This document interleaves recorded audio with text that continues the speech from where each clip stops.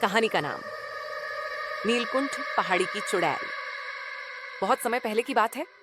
एक शांत सा गांव था, हरिपुर, जहां खेत खलिहान, नदी और जंगल सब कुछ था। गांव के ठीक पीछे थी एक नीली सी पहाड़ी, नीलकुंठ पहाड़ी।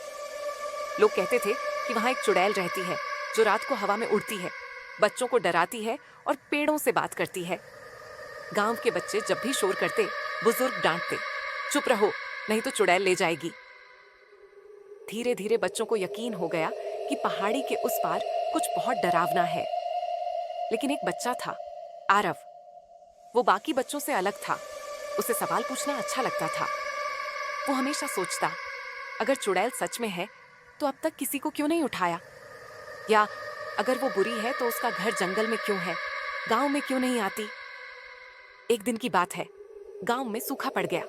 कुएं सूखने लगे, खेत जलने लगे। सारे लोग चिंतित थे।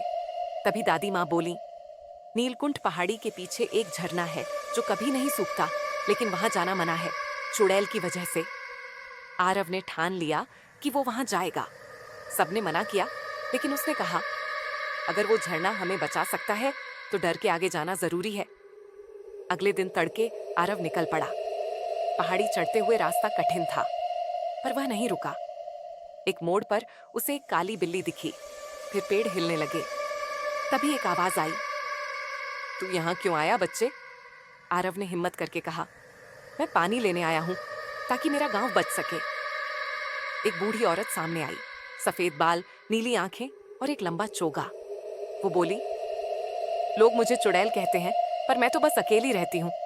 मैं पेड़ों से बात करती हूँ, जड़ी बूटियां बनाती हूँ। लोग जो नहीं समझते उसे डरावना मान लेते हैं। आरव ने झिझकते हुए कहा, तो आप बुरी नहीं हैं? वो मुस्कुराई, नहीं, मैं तो बस इस जंगल की रक्षक हूँ। पर कोई आए ही नहीं, बस डर फैलाया गया। आरव ने पूरी बात बताई। गांव का सूखा, प्यासे बच्चे, सूखे खेत। चुड़ैल, जिसका नाम वनमाला था, बोली, अगर तुमने सच्चाई से रास्ता ढूंढा है तो मैं मदद जरूर करूंगी। उसने आरव को एक रास्ता दिखाया, जिससे झरने का पानी एक नहर के जरिए गांव तक लाया जा सकता था। उसने कुछ जड़ी बूटियां भी दी, जिससे खेतों की मिट्टी उपजाऊ हो जाए। आरव खुशी से गांव लौटा और सबको सच्चाई बताई। पहले तो कोई यकीन नहीं कर पाया, लेकिन जब झरने से नहर बहने लगी और खेत हरे हुए, सब हैरान रह गए। अब लोग कहते थे, चुड़ैल नहीं, हमारी वनमाला दीदी हैं वो। गांव के बच्चे अब डरते नहीं थे, बल्कि वनमाला के पास जड़ी बूटियां और जंगल की बातें सीखने जाते।